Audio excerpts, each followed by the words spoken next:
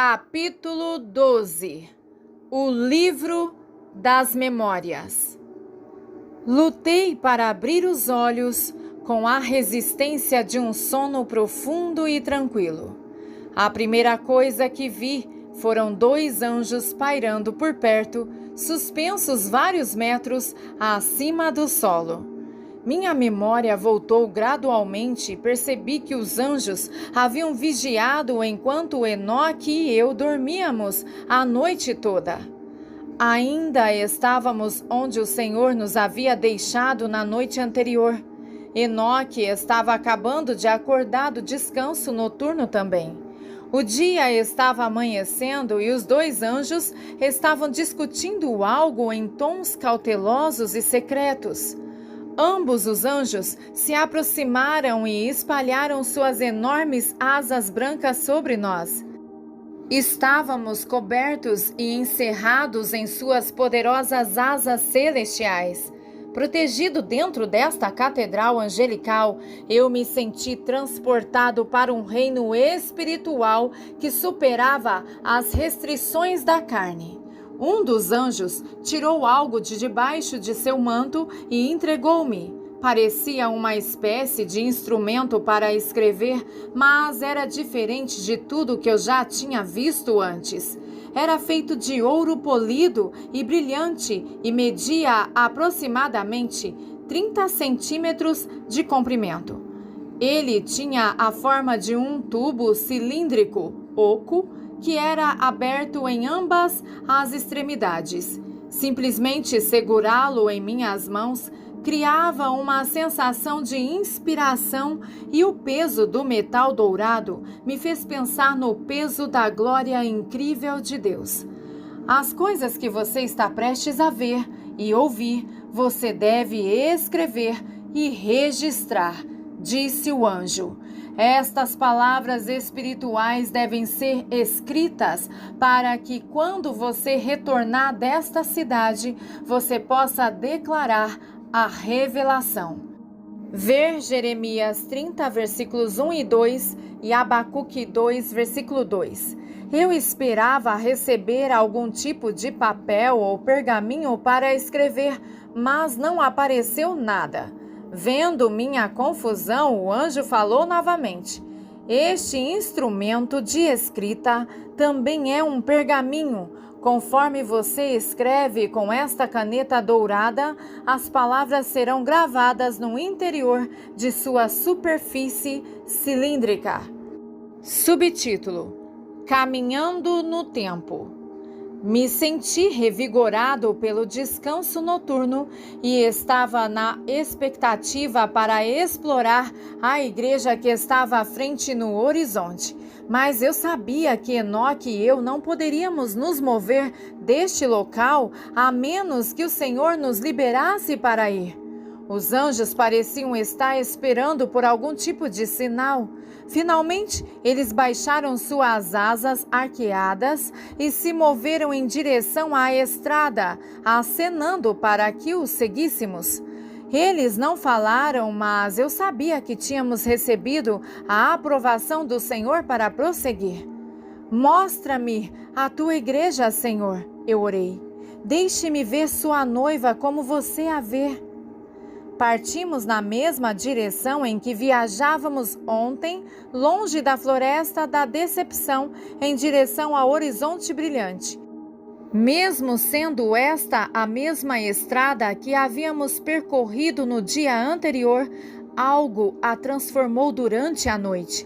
Não havia intercessores nela agora e tinha uma qualidade notável e sobrenatural sobre ela que nos permitiu viajar através da história conforme a atravessamos. A estrada era como uma linha do tempo em tamanho natural, com os anos e séculos servindo como marcadores de milhas. Estávamos realmente caminhando no tempo, e os eventos dos séculos anteriores foram narrados à medida que progredíamos. Demoramos apenas alguns minutos para cobrir anos enquanto caminhávamos. Estávamos viajando pela história desde os dias atuais até o nascimento da igreja. O Senhor apareceu de repente na estrada, bem à nossa frente. Ele estava carregando um livro muito antigo e lindamente encardenado. A lombada de couro tinha uma cobertura brilhante e as bordas do tecido estavam gastas e desgastadas pelo uso. Assim que o alcançamos, ele imediatamente começou a falar: Você não pode limitar minha igreja ao tempo presente em que você está vivendo, disse ele, com um brilho de eternidade nos olhos. Você deve ver isso ao longo dos anos e séculos, desde que comecei a construí-la. Então ele disse: Não há tempo em mim, um único dia pode durar 1000 anos. Ver Salmos 90, versículo 4 e 2 Pedro, capítulo 3, versículo 8. Subtítulo: O livro da memória. Jesus ergueu o livro incomum e amorosamente o abriu em suas mãos. Como deve ser a biblioteca do céu, eu me perguntei com espanto. Cada palavra do homem seria gravada lá. Toda a história terrena e celestial estaria contida em suas estantes. Eu nem consigo compreender as categorias e assuntos que devem incluir. Pode-se passar uma eternidade explorando suas riquezas. Este livro deve ser muito especial, eu pensei. Esforçando-me para ver o volume aberto nas mãos de Jesus, pude ver claramente uma coluna de nomes preenchendo a página. Neste livro está o nome de cada indivíduo que faz parte da minha igreja, disse Jesus. Suas próprias palavras ecoaram uma profundidade de amor além da compreensão humana. Sim, eu o chamo de minha noiva, meu rebanho, minha videira, meu exército, mas aqui, neste livro, eu o chamo de meus tesouros. Ele apontou para vários nomes no livro.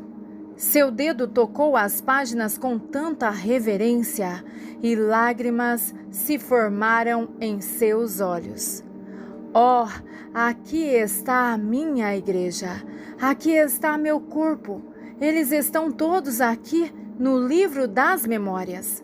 Ver Malaquias 3, versículos 16 ao 18. Ele expressou um amor tão avassalador por seu povo, que fui dominado por sua afeição desinibida. Ele conhecia cada nome, ele conhecia cada indivíduo. As páginas do livro estavam gastas porque ele as virara tantas vezes. Ele passou o dedo pela página e parou quando veio ao meu nome. Instantaneamente senti como se 1000 volts de eletricidade passassem por mim. A página estava suja com suas lágrimas de intercessão. Eu orei por você, meu filho, assim como orei por todos cujo nome está no livro das recordações. Ver Hebreus 7, versículo 25 e 1 João 2, versículo 1. Ele disse, virando-se para mover-se em direção ao horizonte. Caminhamos lado a lado e depois de algum tempo, quando olhei para trás, não consegui mais ver a floresta. Enquanto viajávamos na estrada do tempo, observei o Senhor ler o livro das recordações. O nome de cada santo foi gravado nele. Notei que a letra M maiúscula estava escrita ao lado de alguns nomes. Estes são os mártires, explicou Jesus, com um aceno de cabeça de empatia. Eles pagaram o preço final dando suas vidas por mim. Grande é a recompensa deles. Ver Apocalipse 6, versículos 9 ao 11. Muitos nomes foram inseridos em algumas seções do livro, mas havia outros lugares onde apenas alguns foram registrados. Estes são os anos de grandes trevas sobre a terra, disse ele. Eles estavam na idade das trevas, cheios de suspeita e terror. O medo atormentou as nações e muitos se afastaram de mim. Apenas os muitos bravos sobreviveram à perseguição e muitos morreram por sua fé. Ele continuou: meu filho, você nunca deve olhar para a minha igreja novamente como um edifício, instituição ou organização. Não é um conceito ou uma teologia, é carne e sangue, minha carne e meu sangue. Minha igreja foi construída com pedras vivas, é composto de pessoas, são as preciosas joias que resgatei. É por isso que eu disse: visto que você fez isso a um dos pequeninos desses meus irmãos, você fez a mim. Mateus 25:40. Você não pode tocar minha igreja sem me tocar. Quero que diga ao meu povo para parar de atacar e devorar uns aos outros. Ver Gálatas 5,15. Eles estão rasgando e rasgando minha carne. Eu vim para acabar com esse canibalismo espiritual. O choque de suas palavras me dominaram. Minhas mãos tremiam quando peguei a caneta de ouro e registrei este mandato do Senhor. Claramente, o Senhor vê como sua igreja está dividida internamente e não está satisfeito. Ele deseja que amemos uns aos outros como ele nos ordenou. Ver João 13:34. Jesus agarrou um grande número de páginas do livro da memória, virando-as todas de uma vez. Ele apontou para as páginas agora totalmente em branco, puramente brancas, perto do final do volume. Estas são as páginas que ainda não foram concluídas, disse ele, e mesmo enquanto falava, pude ver nomes aparecendo nas páginas. Os anjos festejavam enquanto observavam, celebrando o aparecimento de cada novo nome no livro. Ver Lucas 15:7. Eu podia ver os títulos de nações inteiras e continentes inteiros escritos como cabeçalhos no topo de algumas das páginas quando ele as virava. Os nomes de indivíduos de cada país apareciam abaixo dos títulos. As nações da América Latina estavam sendo preenchidas mais rápido do que eu conseguia ler. Paramos de repente no meio da estrada. A imobilidade me deu uma oportunidade de notar que, ao lado de cada nome no livro da memória, as iniciais daqueles que oraram, testemunharam ou trouxeram aquela pessoa para o reino do Senhor aparecerem. O Senhor registrou cada oração e o nome de cada trabalhador ao lado do indivíduo redimido. Alguns plantaram, alguns regaram, mas Deus trouxe o crescimento. Ver 1 Coríntios 3, versículos 5 ao 9. Muitas páginas não numeradas ainda estavam em branco. Obviamente havia muitos outros nomes ainda a serem adicionados ao livro. A maior colheita ainda está por vir, ouvi o Senhor dizer. É por isso que eu trouxe você aqui. Você deve dizer à minha igreja que o tempo para a maior colheita está próximo, está aqui e agora. A terra inteira está em agonia de julgamento e libertação. Estou chamando a colheita. Você deve dizer aos meus trabalhadores que agora é a hora. Ver Mateus 9, versículos 37 ao 38. Subtítulo: Fogo na mão. Peguei a caneta dourada e anotei cuidadosamente essas instruções. No momento em que comecei a escrever as palavras de Jesus, fomos elevados aos lugares celestiais no Espírito. Eu podia ver o Senhor suspenso no espaço sideral acima da terra. O Senhor de repente se voltou para a terra. Sua mão continha uma bola de fogo incandescente, o fogo do seu Espírito Santo. Línguas douradas de chama saltaram de sua superfície brilhante.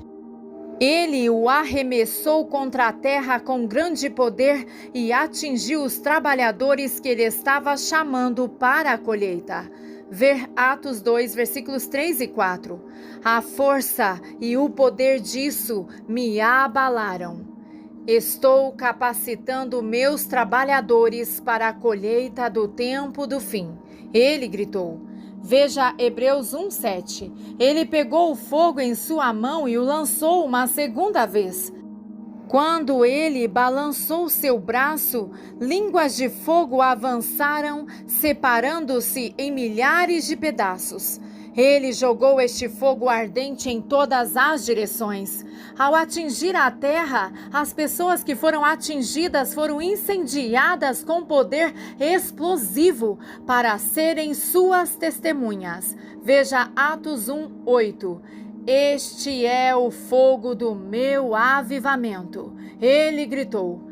Parte do fogo já se manifestou por meu propósito divino, em lugares específicos que eu escolhi.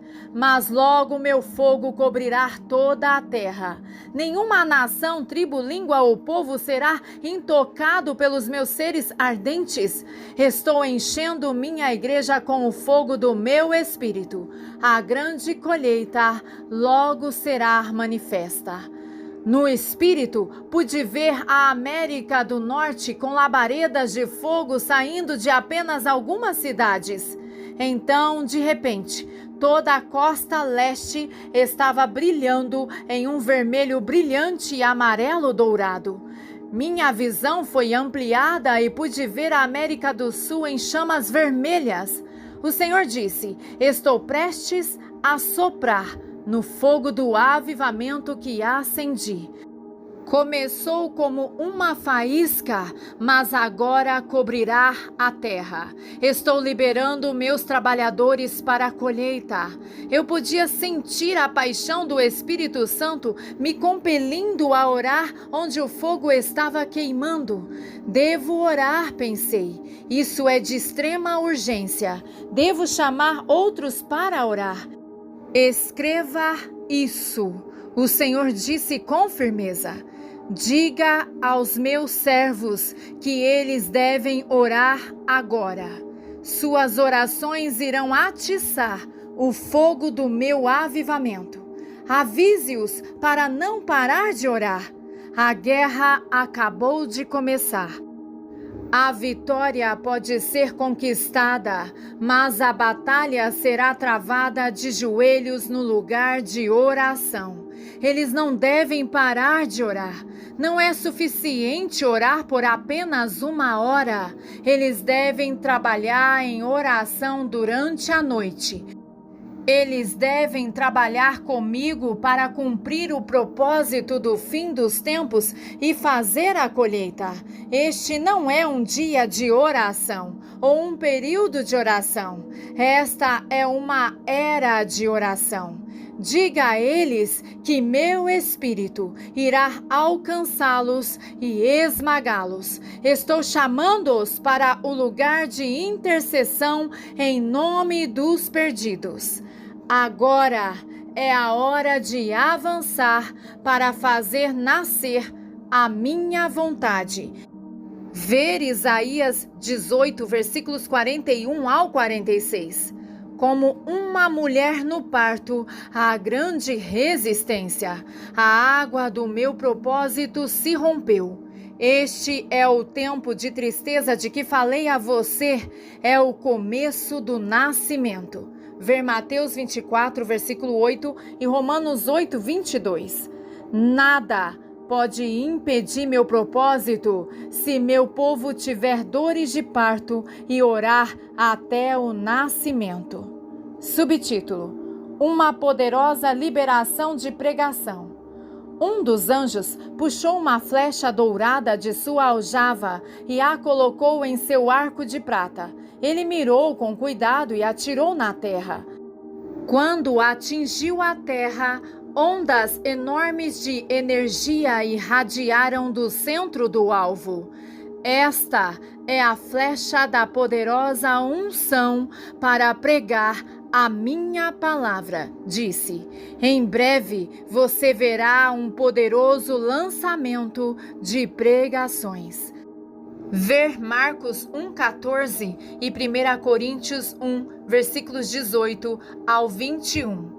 Esse poder será descarregado de modo que cidades inteiras cairão prostradas quando a minha palavra for proclamada. Vou colocar o julgamento na boca dos meus profetas e pregadores. Tanta convicção virá sobre as pessoas que elas chorarão e se arrependerão por dias, incapazes de sair do lugar de convicção ao ouvirem minha palavra.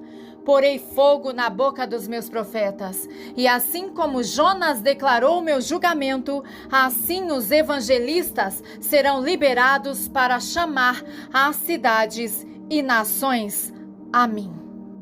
Subtítulo: Casas de Hospitalidade. A visão terminou tão repentinamente quanto havia começado. Eu me encontrei de volta ao caminho da história, ao lado de Jesus. Fiquei abalado com a revelação do Senhor sobre a colheita do tempo do fim. Eu sabia que Deus estava se movendo na terra de maneiras poderosas. Os primeiros sinais de avivamento eram evidentes em muitos lugares, mas agora eu podia ver uma estratégia muito maior. Fui chamado para dizer à igreja que a colheita havia chegado e sabia que muitos ainda precisavam ouvir essa mensagem. Eu não conseguia me conter. Esta deve ser a colheita do tempo do fim, da qual a Bíblia fala. Eu disse de repente. Ver Mateus 13, versículo 39 e Mateus 24, 14 e 1 Pedro, capítulo 4, versículo 7. Eu estava tremendo de excitação. Este é um encontro global de almas. O fogo de Deus foi liberado e estou vivo para ver isso. Eu gritei com incrível alegria. Eu caminhei em atordoamento espiritual, ponderando sobre essa revelação do fogo do Senhor e a grande colheita do tempo do fim. Aos poucos, minhas emoções diminuíram e percebi que Jesus estava nos levando em direção ao que parecia ser uma humilde casa do Oriente Médio à beira da estrada. Era um tipo antigo de casa feita de material de barro, com pequenas janelas com moldura de madeira. Sua aparência simples e despretensiosa era atraente e convidativa, como uma pousada para um viajante empoeirado, cansado da estrada. Os visitantes devem ser bem-vindos aqui, pensei. Os proprietários devem ser pessoas muito simpáticas. Este certamente deve ser um lugar de excelente hospitalidade. Ver Romanos 12, versículo 13, Hebreus 13, versículos 1 e 2 e 1 Pedro 4, versículo 9. Quando saímos da estrada para entrar na casa, o Senhor explicou seu motivo para esse destino. Eu os trouxe aqui para mostrar que minha igreja é um lugar de graciosa hospitalidade. Todos os meus servos podem encontrar lugares de doce descanso e refrigério entre o meu povo, onde são sempre bem-vindos. Hospitalidade é um atributo que solicitei de todos os meus líderes. Ver 1 Timóteo, capítulo 3, versículo 2. Pretendo que eles sejam modelos de hospitalidade. Aqui na minha igreja, Disse ele: você encontrará até mesmo aqueles que têm uma unção especial e capacidade de refrescar meus servos e ministros. Na minha igreja existem muitas casas de hospitalidade, apenas como esta. Jesus se aproximou de uma mesa para assinar uma espécie de livreto de registro de hóspedes e então desapareceu. Evidentemente, havíamos chegado tão longe quanto viajaríamos ainda hoje. Sentando-me em uma grande poltrona para descansar da jornada do dia, percebi algo diferente agora sobre a caneta dourada que carregava. Estava inscrito no interior do cilindro. O que eu havia escrito no espírito foi gravado na superfície interna do instrumento de escrita. Enoque olhou por cima do meu ombro com espanto. Eu ainda não tinha fome. O pão que o Senhor me deu na floresta da decepção foi tudo de que eu precisava para esta jornada até agora. Eu também não estava fisicamente cansado, mas, embora eu não sentisse necessidade de me refrescar, esta casa de hospitalidade era um lugar maravilhoso para se visitar antes de continuarmos nossa jornada. Eu mal podia esperar para dizer à igreja para fortalecer o ministério da hospitalidade. Percebi agora que seria muito necessário, nos dias de intenso ministério que estão à frente para o povo de Deus. Olhando com mais cuidado ao redor da sala confortável, percebi uma fechadura, uma combinação sobre a mesa ao lado do livro de visitas. Eu me perguntei se o Senhor teria que abri-lo para desbloquear o caminho para a próxima parte de nossas vidas. Nos diferentes níveis de poço de sua presença, eu aprendi que somente Ele poderia desbloquear a revelação e abrir o caminho da verdade. Cada mistério está em suas mãos. Satisfeito em esperar ali que o Senhor desvendasse o caminho para os mistérios de sua revelação que estavam à nossa frente, recebi de bom grado o agradável prazer que este belo lar proporcionou. Ali eu aprenderia a receber e também a dar hospitalidade no reino. Essas lições me serviriam muito bem nos dias que viriam. Enoque estava sentado em um grande sofá posicionado sob uma das janelas abertas, lendo cuidadosamente um pergaminho antigo que ele havia levantado de uma mesa próxima. Uma intensidade que refletia sua caminhada experiente com Deus agora franzia sua testa. Uma suave brisa de fim de tarde entrava pelas janelas da planície aberta. Fiquei sozinho com os meus pensamentos sobre o livro das memórias. Eu sempre soube a respeito do livro da vida do Cordeiro, mas agora fiquei surpreso ao pensar nisso. Jesus tem outro livro. O profeta Malaquias mencionou: então aqueles que temiam ao Senhor falaram uns aos outros, e o Senhor os ouviu e os ouviu. Assim, um livro de recordações foi escrito diante dele para aqueles que temem ao Senhor e meditam em seu nome. Elas serão minhas, diz o Senhor dos Exércitos, no dia em que eu as fizer minhas ovelhas. Eu vou poupá-las, como um homem poupa seu próprio filho que o serve. Malaquias 3, versículos 16 e 17. É maravilhoso saber que Ele considera a cada um de nós como seu tesouro. Somos pedras preciosas aos seus olhos. Aleluia! Glórias seja dada ao nosso Deus. Amém.